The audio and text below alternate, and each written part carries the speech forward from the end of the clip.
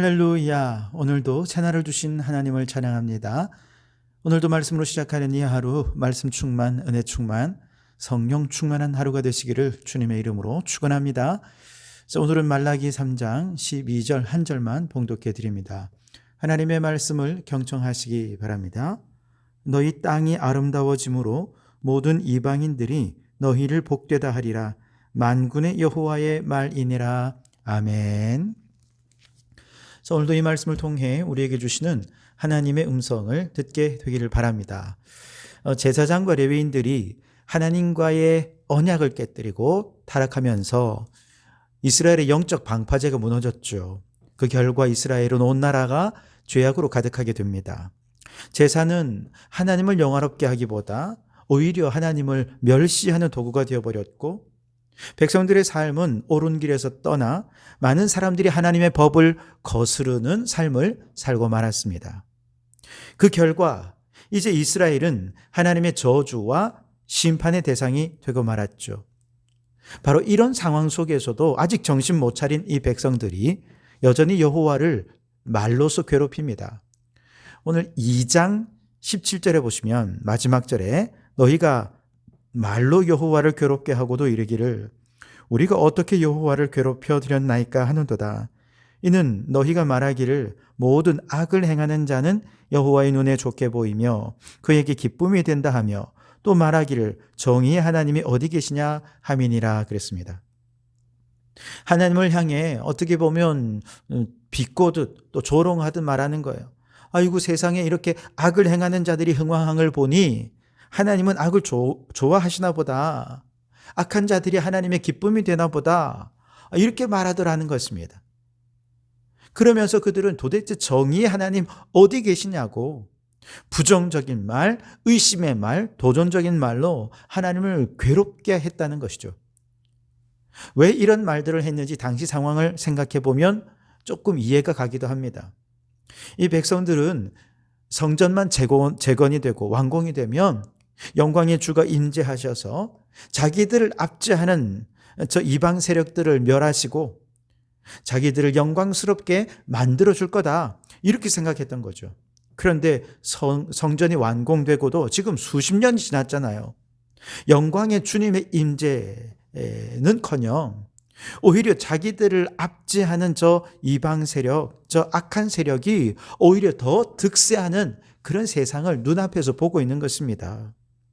그래서 하나님 앞에 이런 의심과 부정과 도전과 심지어 회의적인 신앙의 말들로 하나님의 마음을 아프게 해드린 것이죠. 이에 대해 하나님께서는 답변하시기를 그들이 구하는 그 영광의 주, 그들이 그렇게 사모하는 언약의 사자가 반드시 갑작스럽게 예고 없이 그들의 성전에 임할 것이다. 근데 그때는 심판주로 오셔서 저 모든 악한 자들을 심판하시고 하나님의 백성들 반드시 구원해 주실 것이다 말씀하시는 것이 오늘 3장 1절입니다. 만군의 여호와가 이르노라. 보라, 내가 내 사자를 보내리니 그가 내 앞에서 길을 준비할 것이요 또 너희가 구하는 바 주가 갑자기 그의 성전에 임하시리니 곧 너희가 사모하는 바 언약의 사자가 임하실 것이라. 여기서 성전에 임하실 주요 언약의 사자가 되신 분이 누구시냐? 바로 예수 그리스도이시죠. 2000년 전에 초림하여 오신 예수 그리스도, 그 언약의 사자는 세상 죄를 지고 가는 하나님의 어린 양이 되셔서 모든 죄인들이 돌이켜 회개할 기회를 주시고 구원의 길을 열어주시기 위해 오셨습니다. 그러나 마지막 날 다시 오실 예수 그리스도는 최후 심판자로 오십니다. 이미 회개할 기회를 다 주었고 기다릴 만큼 기다렸고 인내할 만큼 인내했기 때문에 마지막에 오실 주님은 의인은 구원하시고 악인은 심판하시기 위해 이 땅에 오시는 것이죠. 그런데 이 세상에 너무 영적으로 어두워서 과거 초림하신 예수님을 알아보지 못했어요. 그래서 하나님께서는 그 주님이 오실 길을 예비할 한 사자를 보내셨는데 그가 바로 세례 요한이었죠. 그는 사람들에게 회개의 세례를 베풀면서 그들의 완악한 마음을 기경했습니다. 그럼에도 불구하고 삶이 변화되지 않은 채 그저 형식적으로 회개만 받으러 나오는 저 바리새인들, 서기관들을 향해 요한은 외칩니다. 독사의 자식들아, 회개에 합당한 열매를 맺으라. 아주 호되게 책망하고 야단치면서 그들의 굳은 마음을 기경했던 것이죠. 이러한 책망과 회개의 세례는 장차 성령으로 세례를 베푸신 예수님을 맞이할 길을 준비하는 과정이 되었죠. 마찬가지로 오늘 초림 예수 그리스도께서 열어놓으신 그 생명의 길, 구원의 길을 따라 구원받은 모든 믿음의 사람들은 이제 다시 오실 예수 그리스도, 언약의 사자, 재림주를 기다리고 있습니다. 예수님께서는 반드시 다시 오시마 약속해 주셨고, 이제 다시 오실 예수님은 최후의 심판자로 오실 것입니다. 그렇기 때문에 만일 주님이 오시기 전에 지금 주님을 영접할 준비를 하지 못한다면 그 결과는 돌이킬 수 없는 영원한 지옥의 저주를 당하고 말겠죠. 그래서 주님 재림하기 이전에 세례 요한같이 주님 오실 길을 준비하는 역할을 감당할 사자를 보내셨어요. 그가 바로 교회입니다. 교회는 죄로 인해 완악해진 세상을 향해 책망하고, 회개하지 않는 사람들을 향해 독사의 자식들아, 회개에 합당한 열매를 맺으라고 독서를 퍼부는 역할을 해야 합니다. 이미 도끼가 나무 뿌리에 놓였으니 좋은 열매를 맺지 않는 나무는 다 죽여 불에 던져지리라 선포해야 합니다.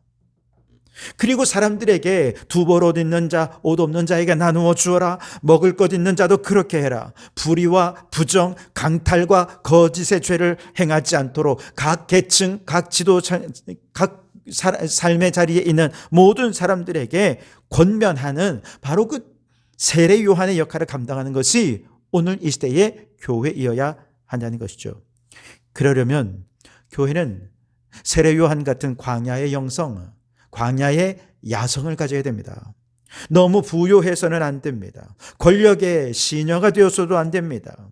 세례 요한처럼 가죽 옷을 입고 메뚜기와 석청을 먹으며 광야에 나가는 그런 자연인이 되라는 얘기는 아니겠습니다만, 적어도 교회가 너무 부요해서 돈에 얽매이는 교회가 되어서는 안 됩니다.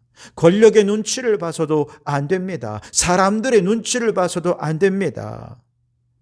그렇게 오늘 이 시대의 세례 요한으로서 교회가 광야의 영성, 야성을 가지고 이 세상을 향해 담대히 예언자적 메시지를 선포할 때 죄인들을 불로써 연단하게 될 것이고, 마치 잿물로 더러운 것을 씻어내듯이 죄악의 때를 씻어낼 수 있게 될 것입니다.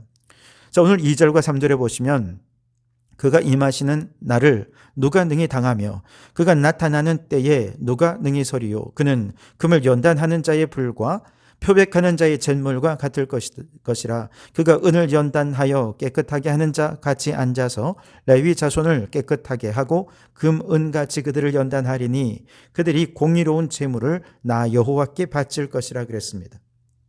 교회는 이 종말의 때에 재림하실 주님을 기다리면서 이 시대에 은과 금을 연단하는 용광로가 되어야 합니다. 세상의 죄를 표백하는 잿물이 되어야 한다는 것이죠. 그래서 누구라도 교회를 통해서 정금같이 나와야 하고 순결한 주님의 신부가 되도록 해야 한다는 것이죠. 이처럼 교회가 주님 오실 길을 예비함에도 불구하고 교회의 권면을 받아들이지 않고 회개하지 않은 채 죄악을 고집하는 사람, 그래서 반드시 마지막 날에 심판받을 수밖에 없는 사람들은 어떤 사람들이냐? 5절 말씀에 보면 점치는 자, 간음하는 자, 거짓 맹세하는 자, 품꾼의 삭세에 대하여 억울하게 하는 자, 과부와 고아를 압제하는 자, 나그네를 억울하게 하는 자, 하나님을 경외하지 않는 자들, 이들은 다 최후의 심판을 받게 될 것이라는 겁니다. 반대로 교회의 용광로 속에서 그들의 죄를 회개하고 회개에 합당한 열매를 맺으며 그 영혼이 거룩하게 씻겨진 자들, 그들 안에 있는 모든 불순물들이 다 제거되고 정결한 순은, 순금으로 그렇게 거듭나는 자들은 결코 소멸되지 않고 다 구원받게 될 것입니다. 오늘 6절에 보시면 나 여호와는 변하지 아니하니 그러므로 야곱의 자손들아 너희가 소멸되지 아니하느니라. 아멘. 여러분, 하나님은 이 세상을 사랑하십니다. 세상은 하나님과의 언약을 깨뜨렸지만 하나님은 여전히 세상을 사랑하십니다. 그래서 타락하고 죄 많은 이 세상을 거룩한 연단을 통해서 영과 혼과 육에 깊이 박혀 있는 죄악을 불러서 태우고 잿물로 표백해서 소멸되지 않고 어떻게든 이들 다 구원하기를 원하시는 것이 하나님의 마음인 것이죠. 말라기서에서는 반복되는 메시지는 하나님은 과거에도 사랑하셨고 지금도 사랑하고 계신다는 것이죠. 언약의 사자 예수 그리스도의 재림을 기다리는 교회가 해야 할 가장 중요한 일이 바로 이것입니다. 예수님의 사랑을 세상에 전하는 것. 그러면서 주님 오실 길을 예비하는 주님의 사자가 되는 것. 이것이 교회가 해야 할 일이죠. 때로는 사람들이 듣기에 좀 쓴소리 같고 좀 아프게 들릴지 모르지만 교훈과 책망과 바르게 함과 의로 교육하는 하나님의 말씀을 통해서 세상을 주님께로 돌아오도록 끊임없이 그들을 초청해야 하는 것입니다. 7절 중반절에 보시면 그런즉 내게로 돌아오라 그리하면 나도 너희에게로 돌아가리라 그랬습니다. 돌아오도록 초청해야 됩니다. 그렇자 여전히 영적으로 어두운 세상 사람들은 아마 말할 것입니다. 우리가 어떻게 해야 여호와께 돌아갈 수 있습니까?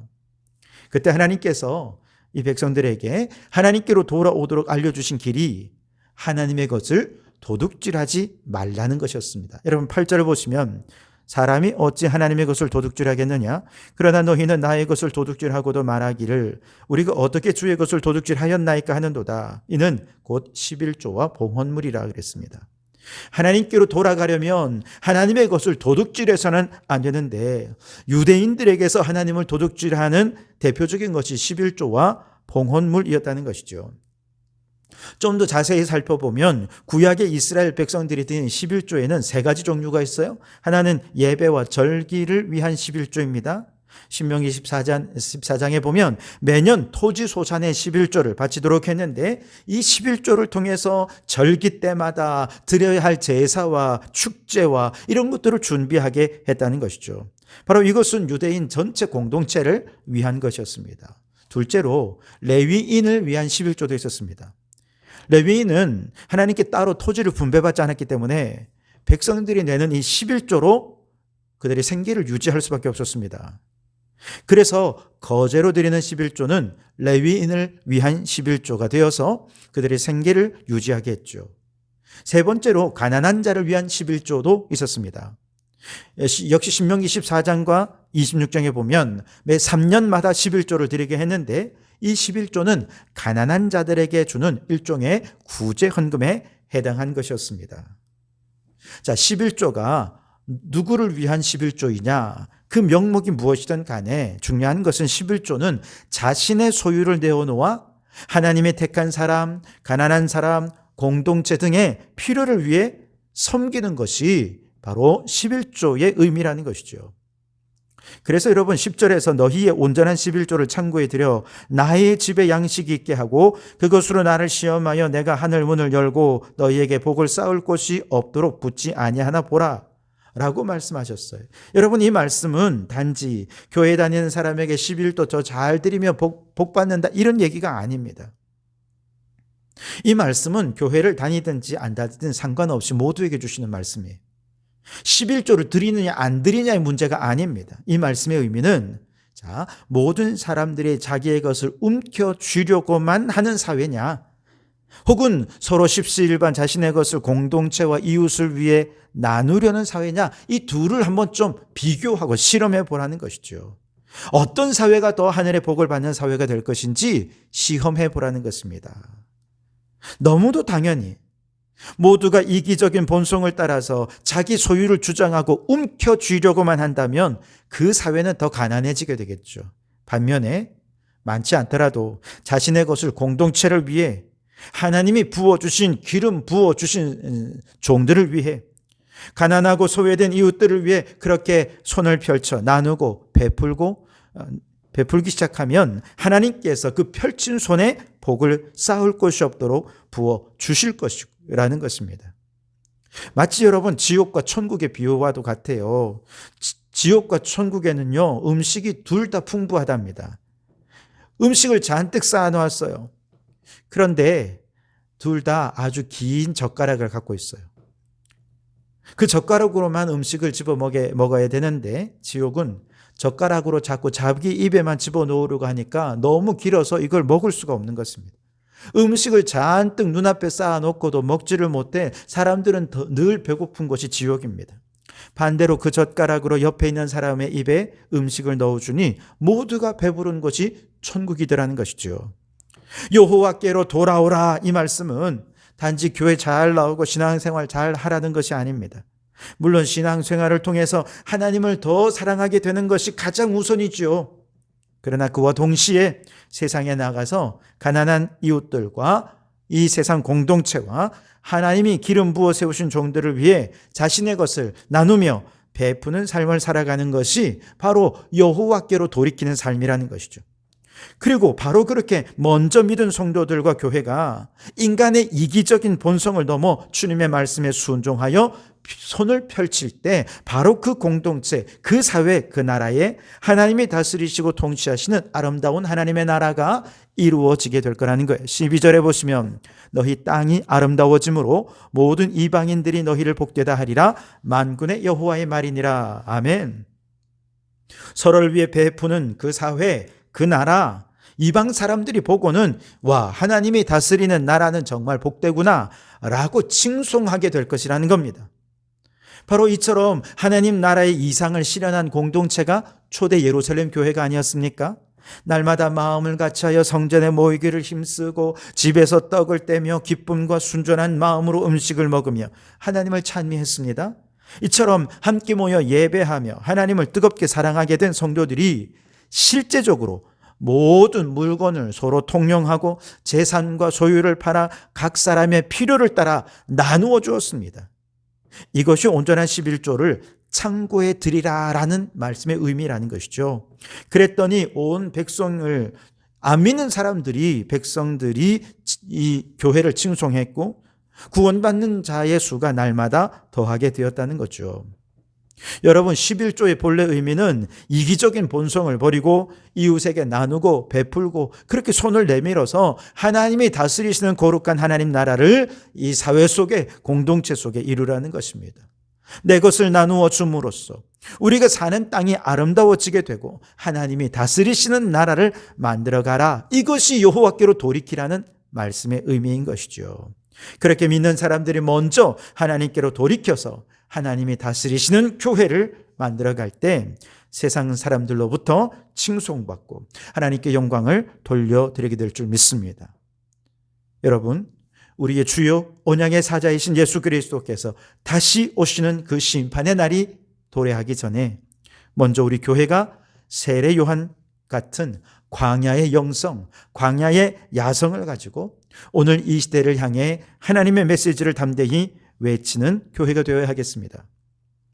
세상을 정금처럼 연단하고 잿물처럼 표백해서 주님 오실 길을 예비하는 교회가 되길 바랍니다. 동시에 책망만 하고 대안을 제시하지 못하면 안 되겠죠.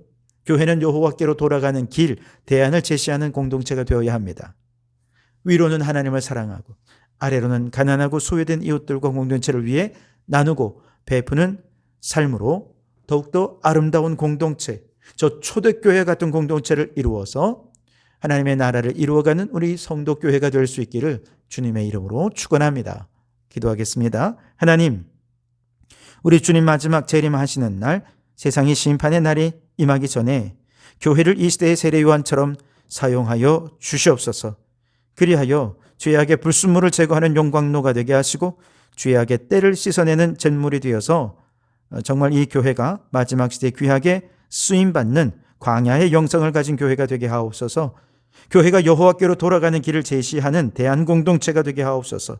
하나님을 뜨겁게 사랑하는 만큼 우리의 이웃을 향해 손을 펴서 나누고 베풀 때 교회가 먼저 천국 공동체가 되게 하시고 세상에 선한 영향력을 끼치게 해 주시옵소서. 예수님 이름으로 기도하옵나이다. 아멘.